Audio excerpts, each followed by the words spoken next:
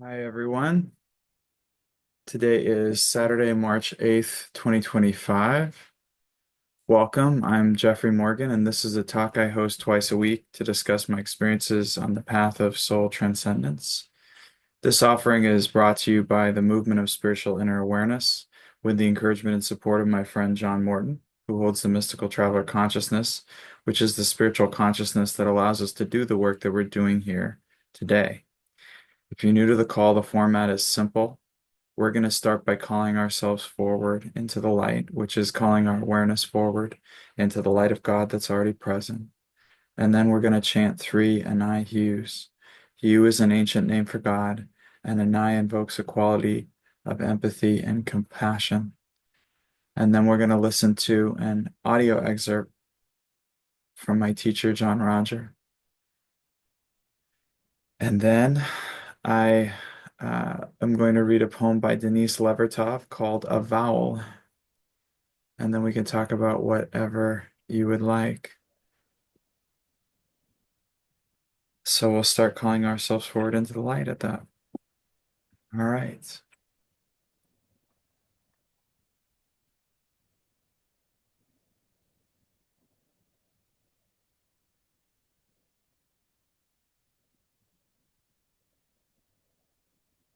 Let's just take in a breath and connect into the loving that we are.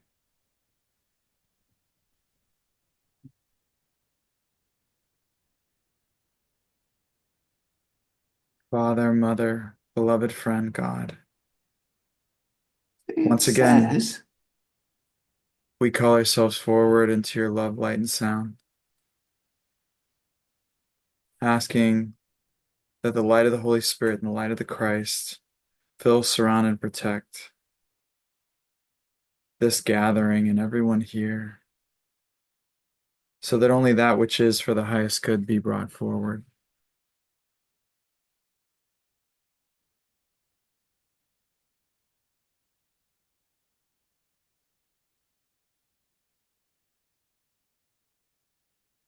We ask for this with love and understanding,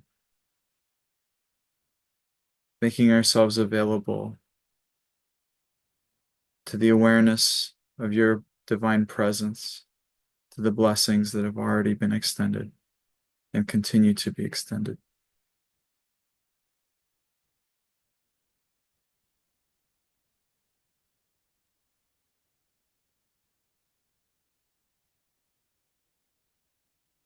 We ask for this light to pour down upon us wherever we are, into our very center, pushing outward through our eyes,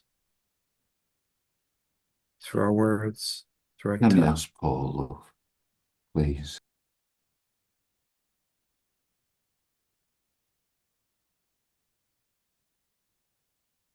through the presence, through the breathing.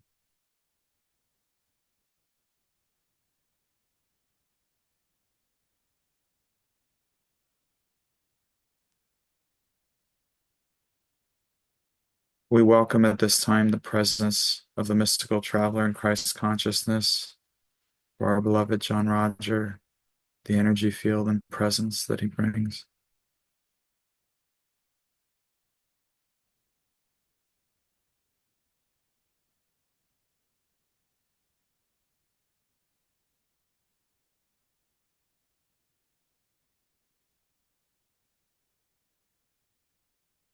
And we're so grateful to gather together as beloveds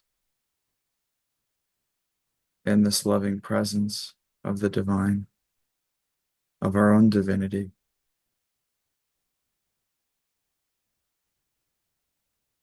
And we're grateful to serve,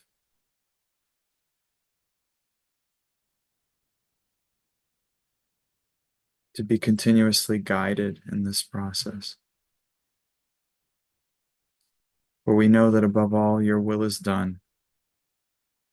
And for that, we give our thanks. Berush Bishan.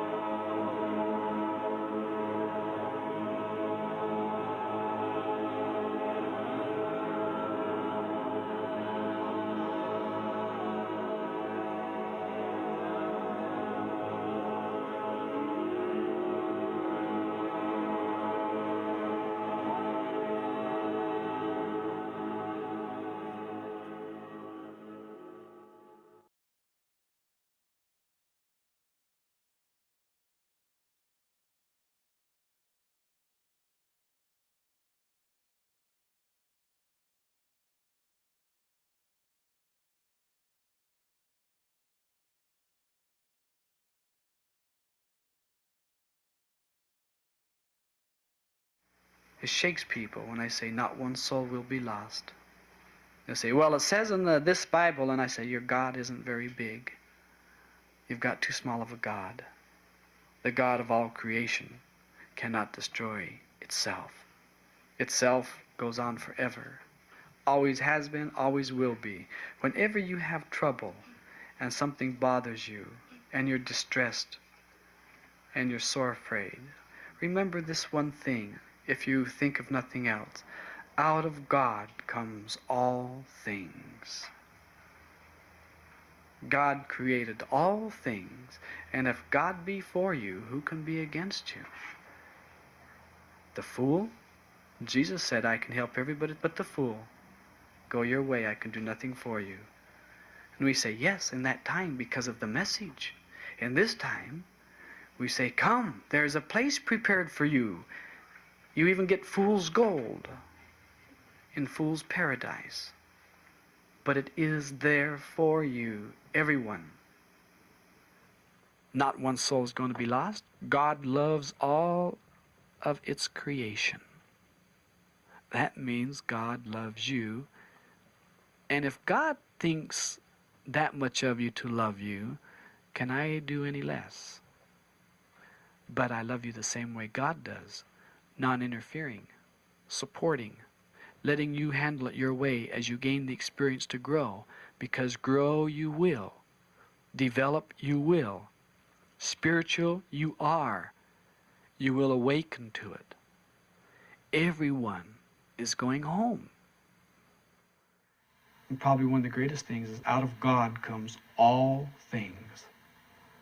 So evil's in the eye of the beholder, and hurt's in the eye of the beholder, and love is in the eye of the beholder.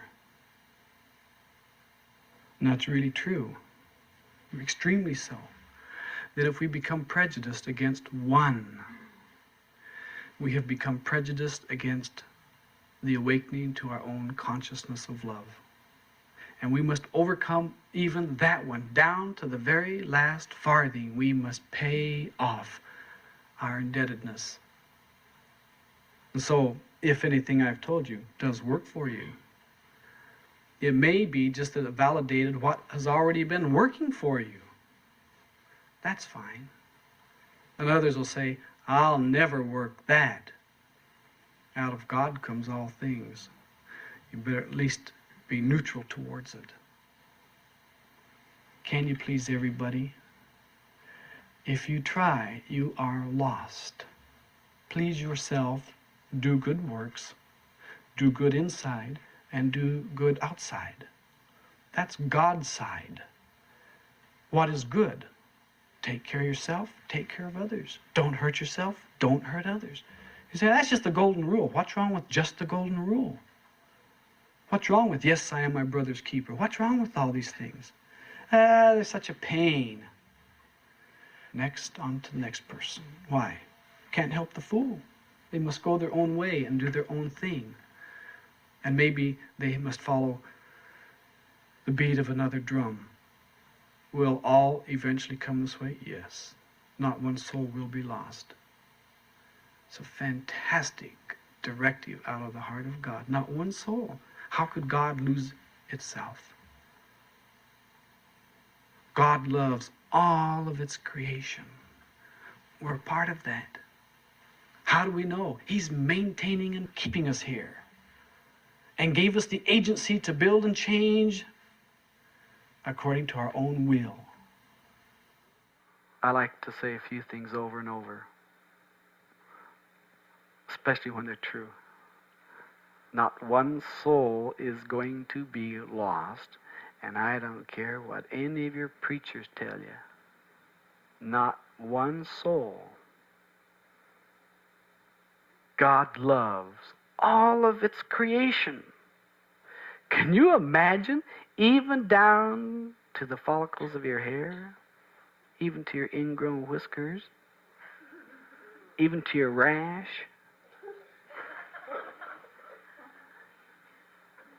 God loves all of its creation. And listen, the third one, out of God comes all things. Out of God comes all things. The fourth one, you won't be given anything you can't handle. You won't be given anything you can't handle. And the fifth thing, I am always with you.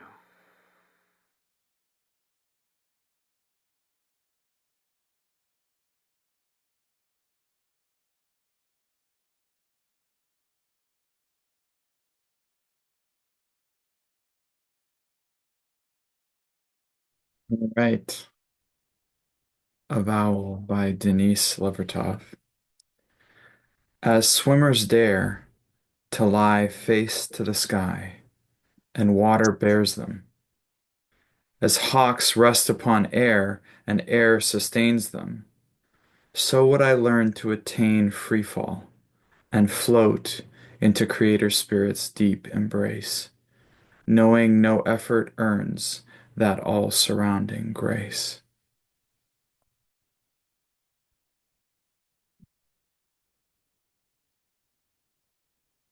All right. Joan Beisel. Thanks, Jeffrey. So I have two questions, and I'd like some information if I can get the feedback. I've been around a long time on this rodeo, and my SCs I now have decided are slip sliding away. Sometimes I start them and I forget I'm even doing them. And then I will start one tone and then forget. And then all of a sudden I jump on some sort of train and I'm on the way to another tone and it sounds perfect.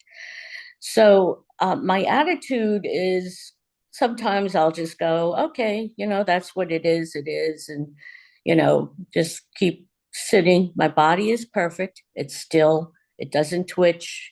It doesn't do anything. It just really is okay. But then sometimes my attitude is, oh, what the heck? I'm just here and my mind is all over, slipping everywhere, not focused at all. So I would like um, some assistance with this. And then I have a second question. What do you, how do you think that should be different? I mean, you're asking for assistance, but it sounds like, I mean, is it not giving you the result that you want? Yeah, I would love to, just be mellow, it just, go along with my mind, maybe shutting up a little bit or staying focused a little bit more. But it seems that my mind, or whatever it is not staying focused. Yeah, I don't know that I find spiritual exercises to be a mental process. And largely, I can give my mind a focus. That's kind of what the tone is for. But there may be instances where the mind wanders, and there's different ways of dealing with that. One is we recommit to the tone. It's always it's kind of like you notice that you're off course and then you pull yourself back on. So that can happen and that's normal. Mhm. There's another, you know, train of thought or way of looking at it that says the mind may be revealing to you what it is that you have to clear or work on that you've been ignoring throughout the day, and that's why you're being distracted. So there is something to be said for taking care of the 10% level. And what that means is in completions, it can be things like doing freeform writing or doing clearing or doing things that will clear out the consciousness. Because what I found is the first 15 minutes of SEs or spiritual exercises is often devoted to cleaning up the junk that I had accumulated throughout the day and didn't work with. And what can often happen is I can be in the middle of SCs, but something I left incomplete in my consciousness will come back up and pull me back into my body. So that's kind of another frame of reference. Now, I mention that because generally yogic texts and teachings would say we are to pull ourselves back into focus and have discipline and austerity. Hmm. And that would be like recommit to the tone, refocus on the tone, things of that nature. So we pull the attention back to the third eye center. Sometimes what will often happen is really it's the attention at the higher portion of the third eye center, so towards the top of the head, and it arcs backwards. And when we're falling asleep, it'll start to fall towards the tip of the nose, and that's when you're doing SZs, like sleep. So there is a kind of a perspective that says it's about discipline, and there is something to be said for creating that discipline of pulling the attention back to the third eye center. And it's not a negative, it's almost like when you're training a child how to do something, you just lovingly correct them. Like you don't necessarily have to be negative about it. Oftentimes it's just they're it's like if they're sitting like my son will often sit halfway off a chair, I just grab them and put them back in the chair. I may say, hey, I don't know if you notice this, but you're not sitting on your chair, you're sitting halfway on your chair and you might fall. But then there's another area that goes sometimes when my son is doing that, he's telling me that he needs my attention because he needs to express something. And so I listen to that and let it process, and then it's very easy for him to go into cooperation. So with the spiritual exercises, largely, anytime I think I know what's going on, it's pretty sure that I don't know what's going on. There is an inherent intelligence that knows how all of that works, and it's not me. So my part is the breathing in, breathing out, and holding my attention as steady as I can. But part of that responsibility I see is also taking care of myself, which could involve listening to the part of me that wants to distract the process until that's complete. And the loving that I bring to that exchange can be very, very healing. But I don't see that there's anything particularly wrong with, I mean, people have talked to me as well. Well, I just close my eyes and I go out and I don't know where I go and I don't remember. That's a common one. It's not negative. I think it's interesting because I've certainly read a lot of books of yogic practitioners and folks doing sound current work where they describe in great detail the things that you can see on the other side and all the other stuff.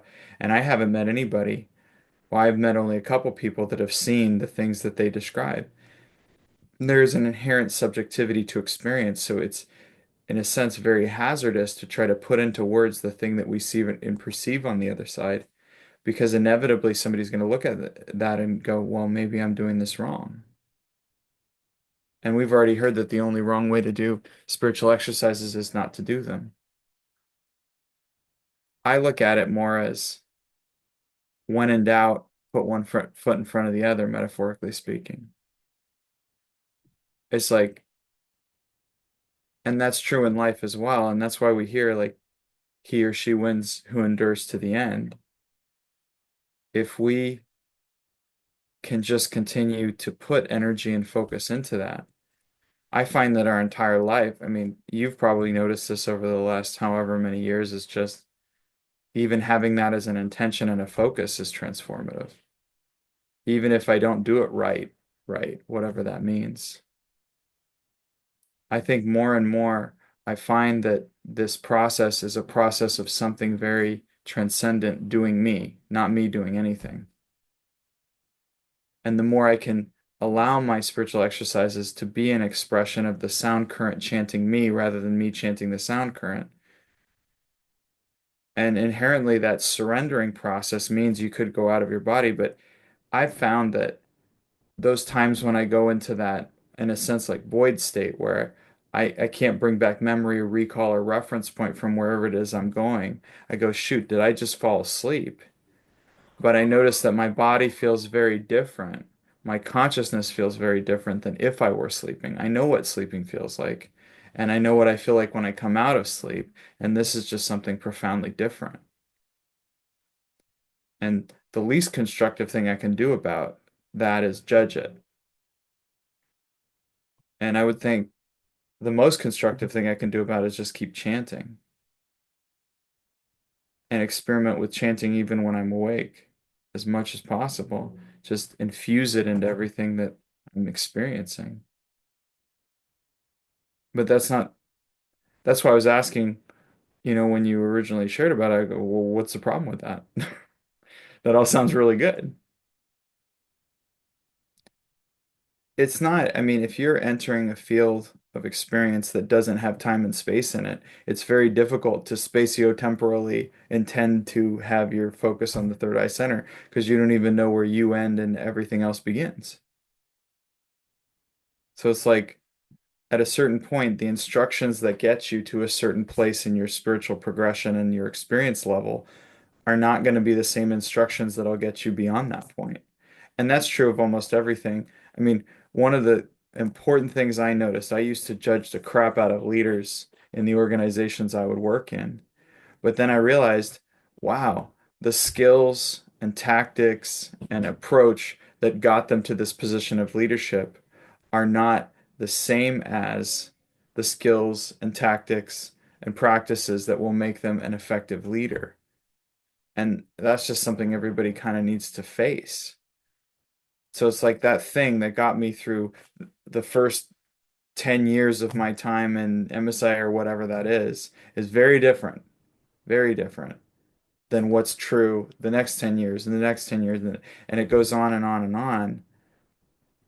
And it all works great as long as I'm not past referent and I'm not thinking about what worked before. I'm just being real present with what works now. And ultimately, functional efficacy becomes what wins the day. Does it work? Does it move the energy? Does it bring loving into my consciousness and a transcendent spiritual consciousness? And if the answer is yes, then there's nothing to fix.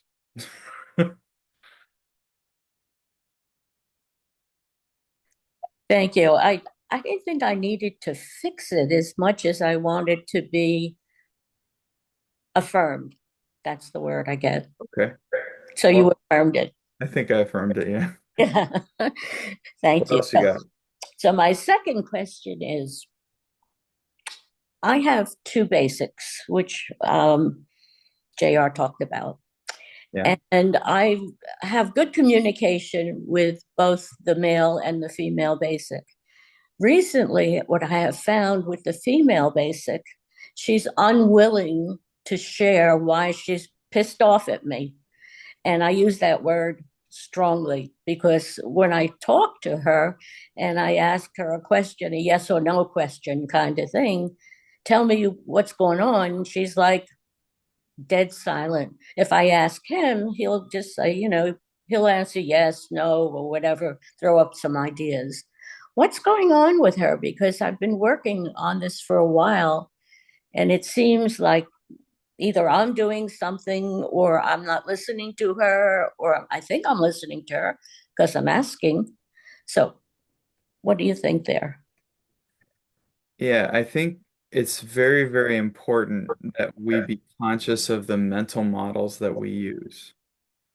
So we were given very effective and wonderful mental models from John Roger called the basic self, the conscious self, and the high self. But please, it's like, and we also heard John Rogers say numerous times that he's lying. Anything that he says down here, it's not going to fully represent what's going on and what's going on in those transcendent levels. So in a sense, it always comes down to what I said before, which is does it work? And there's a point at which we have to be very fluid in the way that we relate to our consciousness. And if the mental model of I have two basic selves and they're like this and they behave like that doesn't work, you kind of zoom out and just see an energetic phenomena. So like all consciousness in general, anything in the realms of magnetic light are constructed for the purpose of experience. Out of God comes all things. So in that sense, we create these simulated individual experiences, and you've created a simulated individual experience of basic selves and polarities, but really you're talking about energy and dynamic relationship in your consciousness. So it may not be about dialoguing because sometimes the mental model gets in the way of the truth. If you think about it, another way to say it would be like paradigm. There was this really interesting book. Um, don't read it though, because it's like it'll make your eyes cross. But it's by Kuhn, A Structure of Scientific Revolutions. Yeah, I know. So basically, the author argued that so this guy called Karl Popper had this whole argument that science was a process of verisimilitude. We're always getting closer to truth. Always, always, always getting closer to truth. And it's very idealistic. Oh, science we're always getting closer to truth. But Kuhn was arguing, no, no, no, that's nonsense. Actually, we function within a paradigm of truth, and then something challenges that and forces us to completely shift our foundational beliefs of reality, right? So, for example, in the case of Newtonian physics, that was just true. From the second Newtonian physics was discovered, that was just immutable truth. But then this guy Einstein comes around and brings in relativity and special theory of relativity, and all of a sudden you go, well, it's not exactly true. I mean, it's Newtonian physics, if you're an engineer, is very useful. But if you're an astrophysicist, not as much, right? So you kind of recognize that we use mental models that work, but ultimately the truth is something transcendent. It's going to be beyond this level. So if I were in your position, if dialoguing was getting me at loggerheads with whatever this construct is of how I relate to the basic self, I would start looking at it more like an ecosystem of polarities and energies. You have a male and a female, or you have a positive and negative polarity that are expressing through your body system and your subconscious in these different levels. And you start to look at it as this beautiful ecosystem, and you can start to observe energetic relationships. Because what I've found is I would dialogue with my basic self, and sometimes the basic self wouldn't even understand what's going on. I mean, to some extent, things like Chinese medicine, like where you get acupuncture needles and things like that, there is something to be said for activating specific parts of the body, stem cells, whatever. I've read all that stuff. But largely, I think that what needles do in the context of acupuncture are bring awareness to the basic self of blocks that are not perceived through the body system. So the body goes, oh, there's a block there. I got to do something about it. And when the body doesn't recognize something like a synthetic metal or something like that, that's why it can get stored in the body for years and years and years because it doesn't understand what's going on. So you have to understand that the basic self is going to perceive at the level that it can, which is very, very powerful. But it may not know why it's upset because it may be upset. It may be far more complicated than you realize. It may be like one common one for people doing what we're doing is you're going into spiritual exercises and you're going so far out that the basic self starts getting anxiety that you're going to die or something. I've worked with certain people that it'll create like heart palpitations and it'll bring people back into the body quickly just to resist that process because it doesn't understand what's going on. The basic selves can become very, in a sense, atheistic because their main job is just keep you in this body and it's very difficult to explain. It's like explaining to a 4-year-old or a 5-year-old soul transcendence or unity of being or passing into nothingness or out of, it's like it becomes very theoretical, but the basic self goes, but no, but you just left. You left me behind and you did this spiritual thing and I was without you. You get what I'm saying? So it's like that becomes not a logical process, but you have to just observe the energy and see what's going on.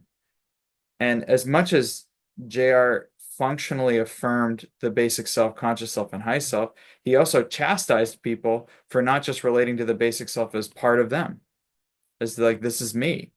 And in many cases, most people, when they live on this level, they're mostly living as from a basic self-consciousness. There's a lot of people on the planet that don't go beyond the throat chakra. They just live from those lower chakras.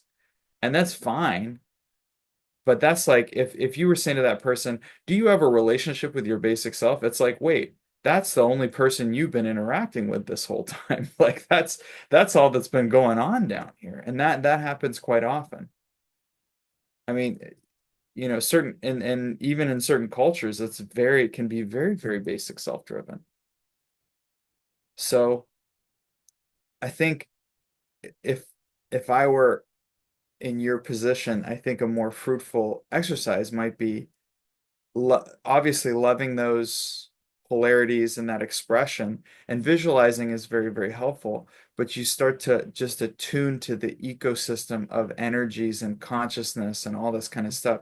And then you may notice where something is out of alignment or producing an againstness process. To a large extent, and this is why I would say look at it systemically, even our emotional reactions are not the product of logical response to physical stimuli. It's not it's not as if it's like we are logical beings. It's like when economists discovered that humans aren't logical and all their economic theories kind of went down the drain. But humans aren't logical. Consciousness isn't logical.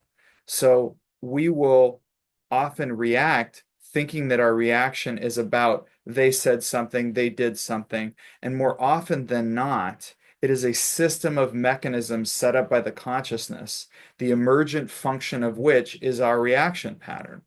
It's not right or wrong, it's not good or bad. It is a mechanism that was set up for experience. So within that, you can start to decode that pattern and understand what's really, really going on. And I don't say what's really going on in the absolute sense, but you can start to work with where that rebellion is, where that stuff is. And so that's why I was saying you have a construct and you have a way of relating to that construct called basic self, and you have conversations with it. But that reaction is the same thing as your reaction. It's just a part of you and that system of consciousness. And you can start to understand, well, what are the mechanisms in place that are creating that response? And oftentimes it can be something absolutely ridiculous, like not getting enough of a certain nutrient. I mean, I can't tell you how many people come to me like, "Oh, I feel so out of balance. I need to clear." And then I go, "Well, when's the last time you ate food?"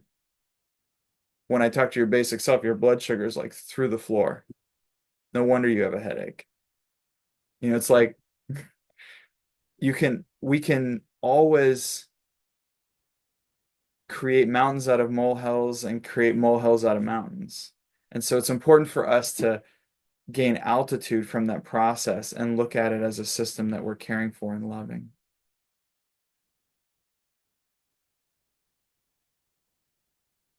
I get that. And what I think is going on is a paradigm shift inside of me, which I'm not yet comfortable with, because my whole life I've been doing it through a male kind of approach. Get inside to New York, get the UN done, get it done, get Yeah, it done. And now all of a sudden, very positive polarity. Yeah. yeah, and it worked. It Yeah. worked. And now the female basic, really, to me, when I look at it, people will say, "Of course you're female. What are you talking about?" I don't get it. I don't get it. So I'm looking at how to appreciate her more and get her aligned with me that I can get it and support her.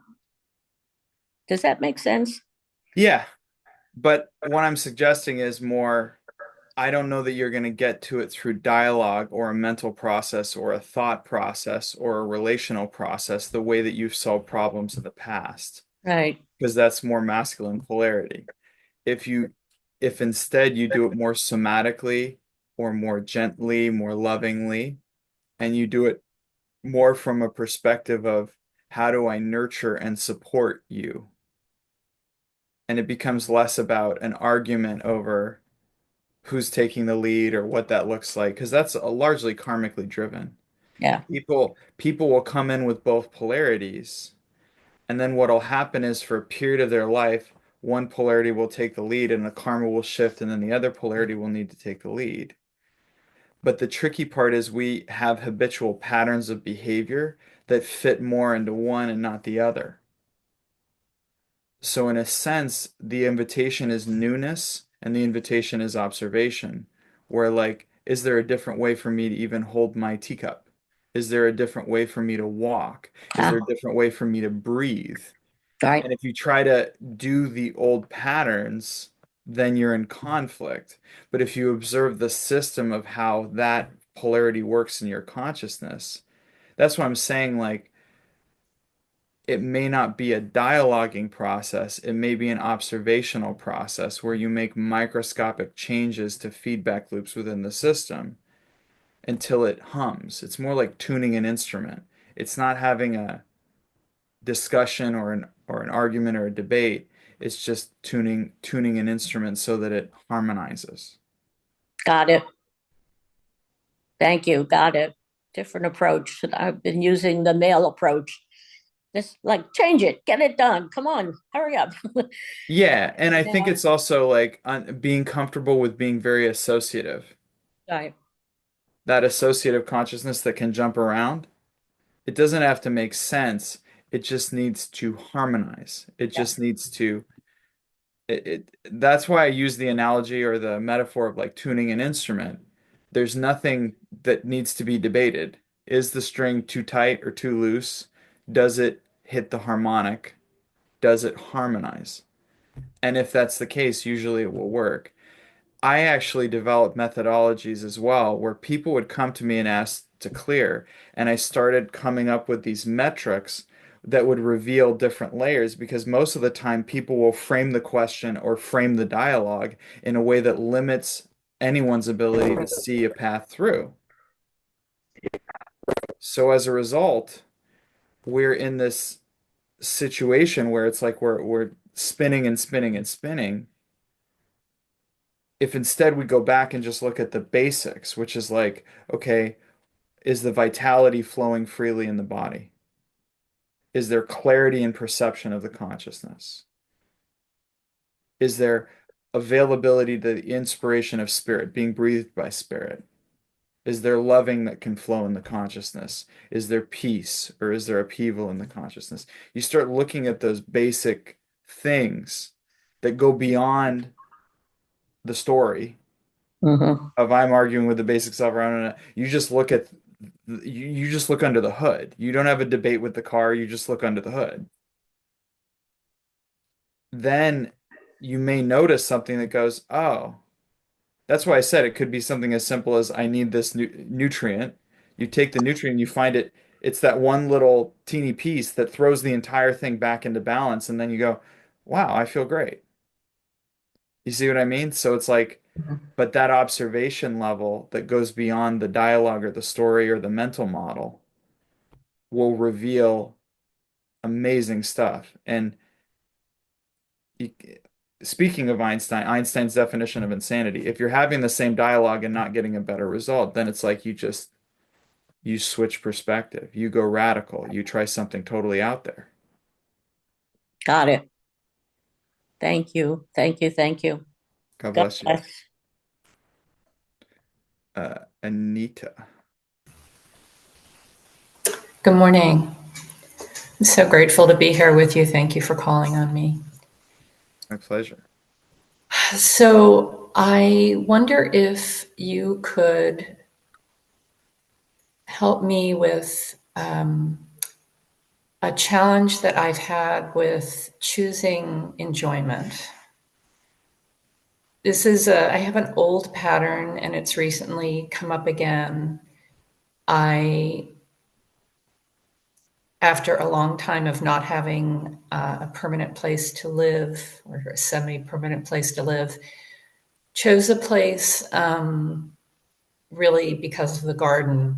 And I've been here 10 days and somebody complained, and the city wants me to put a driveway in the front yard, which basically wipes out the garden.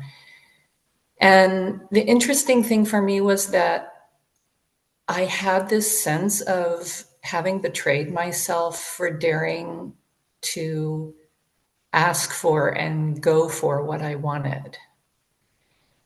And as I said, it's an old pattern. I've seen it come up before, and this one felt pretty big and pretty clear. So I'm working with it, but I was hoping that you could help me along with some thoughts. Yeah, I'd really take a look at the template, like the structure of how you're looking at it or how you frame up the interactions. So I guess another way to say that is how do you create, promote, or allow the experience to take place? And I'm saying this from my own experience. I have an interesting karma with certain people in my life and negative feedback, and you could say unreasonable harshness, like somebody being unreasonable with me or unreasonable in their harshness. And I often found that without realizing it, it's like the way I frame the question, the way I frame the idea, the way I frame the story makes that inevitable. So, for example, you give the example of you finally find the house that you want and you have all the garden that you want and it finally meets all your criteria, and then somebody comes in and says you have to pave paradise and put up a parking lot in your front yard. But you see the framing because you talk about enjoyment, but if your enjoyment is locked in a garden in a front yard, you're in a sense a slave to condition. So there's a way that we can pattern and get into this dynamic of, well, I'm only going to be happy if, or these are the conditions by which I was happy. And you create the conditionality, and then you say, oh, well, I don't know if I'm worthy of that. And that's when all the junk builds up about whether I'm allowed to ask for what I want, or whether I'm allowed to want things in general, or if I do want them, is it going to be taken away? If instead you start from a position of fullness in your consciousness, where let's say the smallest unit of joy that you can find could be this breath right now. And you start with that nucleus of overwhelming joy, and you make each step a step following that joy, not from the concept of what you think you want, not from the structure of what you think you want, but from the joy of being present, being in this. That is, in my experience, kind of the silver bullet to that expression. I will have situations where it's like, oh, I'm not going to tell so and so about this idea. They're just going to shoot it down and they're going to, because I have this thing about allowing other people to kind of walk all over me in certain situations. But what I realized is, in order to have the walk all over me thing, I had to be the me that participates in that structure. So that's what I'm saying. When you re-examine it and you say, who's the me that I'm being that is participating in this process called disappointment, or this process called not enjoying, or this process called not getting what I want, or this process called people stepping all over me, I find it more fruitful, instead of trying to fix that karma, to start to reference from the one that is transcendent of that dynamic.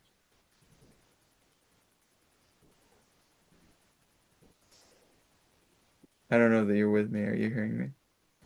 I think I understand. It's a heavy lift. For sure, for sure. But there's a way in which it's not what I felt in your energy was like the disappointment or the letdown of it. Like you let yourself enjoy something and then it was taken away. Is is that Right. accurate? Right. And you're saying if I can reframe how I am in that situation as a person who, as a being that transcends the conditions of material life. I'm saying if you reduce your unit of enjoyment to this moment Oh, versus mocking up an entire idea of all the things that need to happen for you to have enjoyment. that in my experience, that tends to result in a lot of denial and doing for others. But maybe Yeah, well, then you're not doing it authentically then. And that's re-examining what are the patterns of dishonesty that are going on in your consciousness. Because that's not what I'm referring to. I'm not talking about a behavior. I'm talking about I've been in very, very painful situations where I've literally, in order to find the joy, that one nucleus of joy, I've literally had to reduce it down to individual breaths and individual keystrokes on my keyboard and finding joy in that action.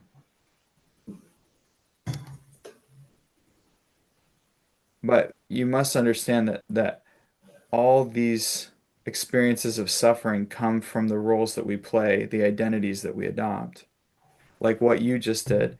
You were talking about a role that you play in order for your ego to not be disappointed by not getting what you want. You play the servant, the self-denier, all that, but none of those are you. That's just a role that you're playing, and you can behaviorally choose out of that where you become aware when you start to step into that. You start calling yourself and going, no, no, no, I'm not going to do that one. But it comes to me, it comes from integrity. I used to be like the good son and the good husband and and you just like the good whatever. And I met all those expectations, but authentically in my consciousness, I was upset. I felt like a fraud. There was so much going on.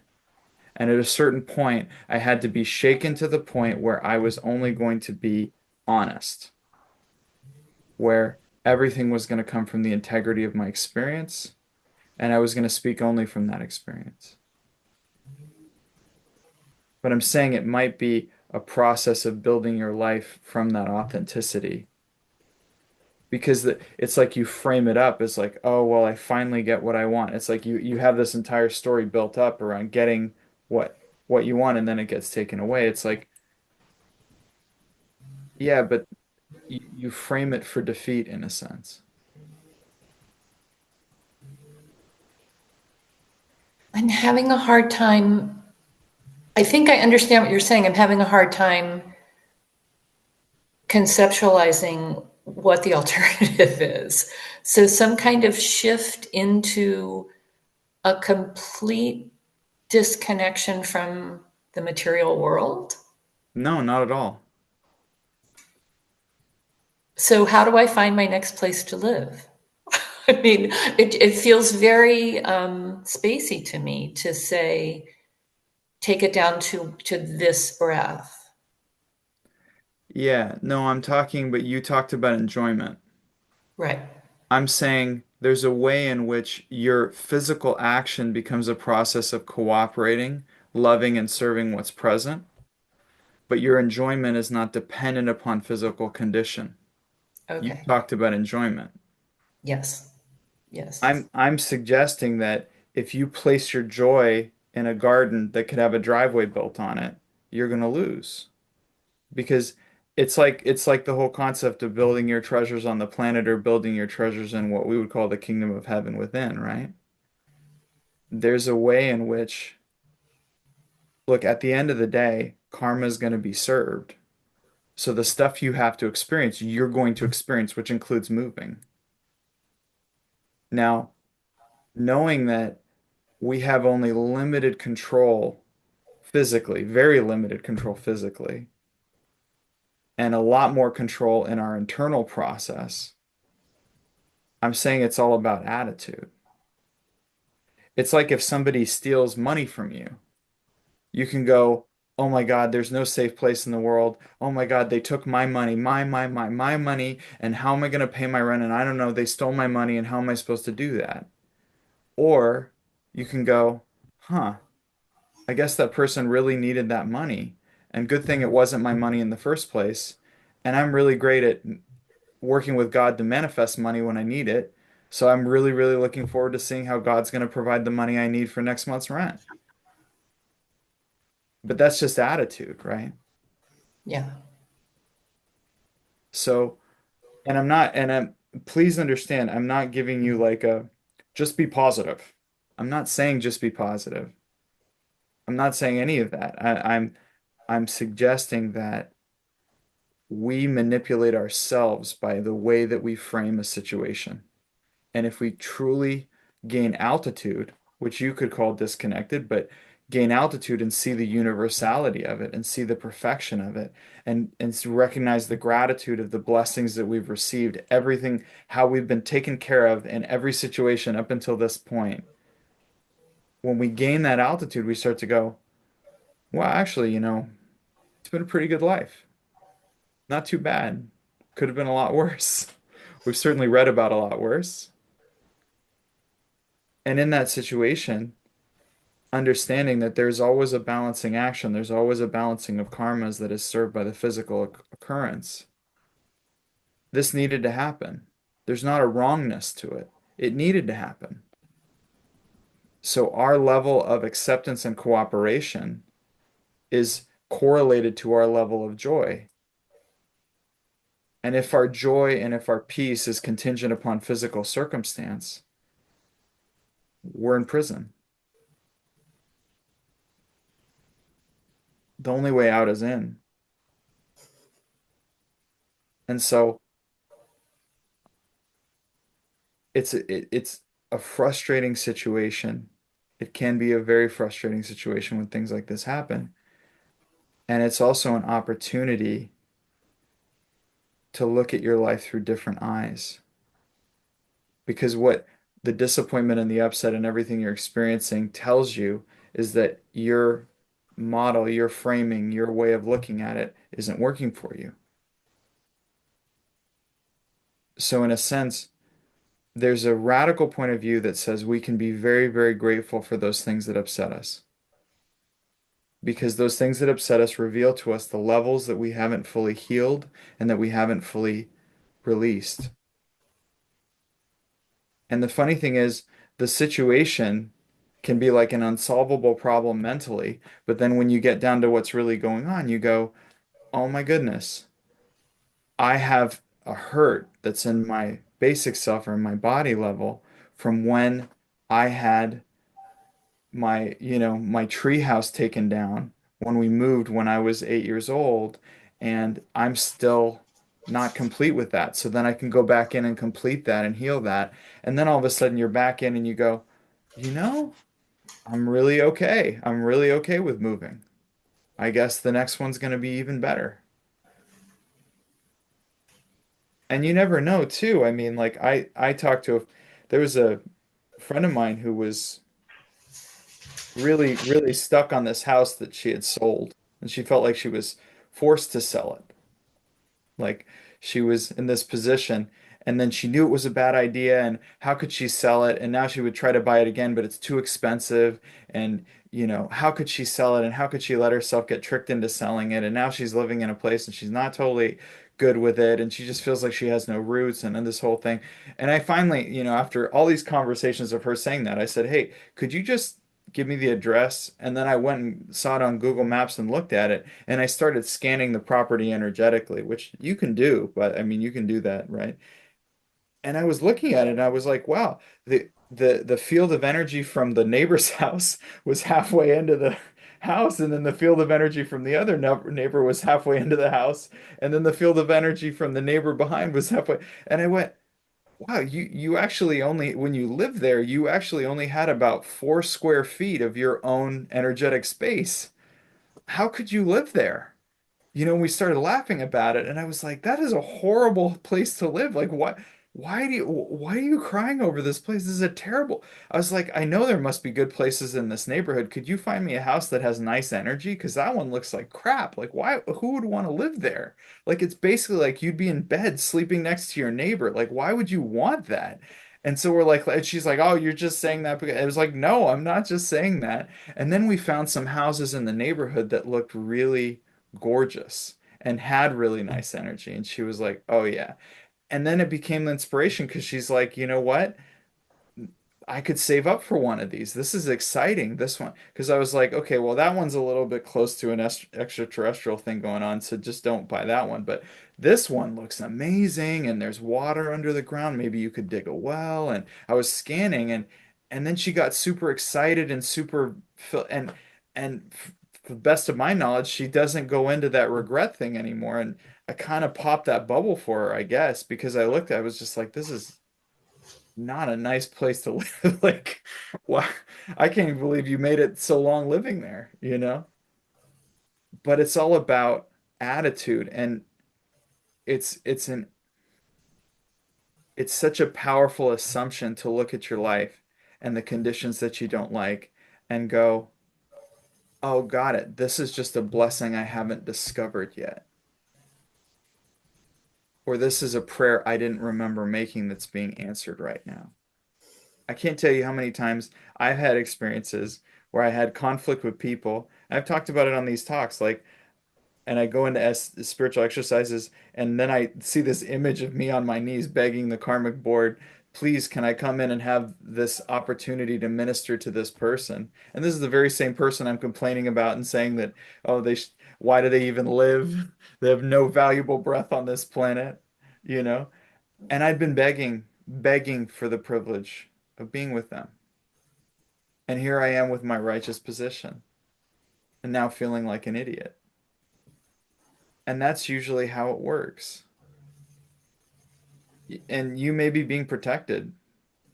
There might be something about the house or the situation that really wasn't going to be good. And sometimes, I mean, there have been people that have probably lost their house or had to move because of financial issues. And then all of a sudden a fire goes through that area and the whole place was wiped out. And it's like, wow, you think you have financial issues now. Imagine if your place was wiped out and the insurance didn't cover it. At least now you got some money in your pocket. So you look at it and say, most suffering on the planet comes from our thinking that we know something that we really don't.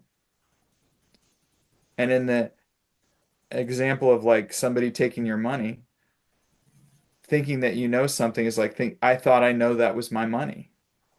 I thought I knew that I was supposed to have that money. I thought I knew. And if you did an audit of all the things you think you know about the situation, I bet the list would be staggering. But you don't know those things. What you do know is God's breathing you, and that's where the joy resides. The joy resides in the breathing. And always, when I have identified what I'm truly after in my consciousness, that experience, that essential relationship to God that I'm truly after, when I peel away all the layers of strategy and scheming and garbage, and all I find is, man, I just want to know that God's protecting me. And then I clear all the blocks that I have to that experience. It's already present in the breathing. It's already present. Every breath, I experience God protecting me, and I know that that's more than enough.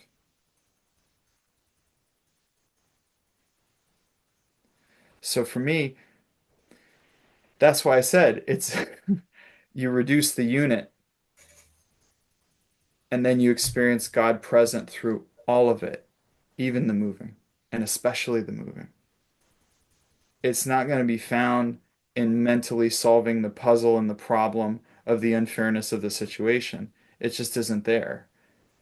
It's in that spark of infinity that we experience in each moment that we then carry forward into loving and serving all that God presents to us, knowing that it is a prayer answered whether we know it or not. All for our learning and upliftment. Use everything for your upliftment, growth, and learning. Yeah. That's kind of I probably could have just said that one at the beginning and saved you all that time. But No, yeah. no, I'd forgotten. Thank you, Jeffrey. All right, God bless you. God Enjoy your bless new you. enjoy your new place. It's gonna be Thank you. beautiful. God bless you. Thank you. All right, y'all. Well, I think there's actually an event starting in an hour. Maybe we can post the link to it. I'm sure that you could still sign up online, but it's a fundraiser for the movement of spiritual inner awareness. If you're still interested, but that could be cool. Otherwise, yeah, have a wonderful weekend. God bless you. I love you. Peace be still. Thank you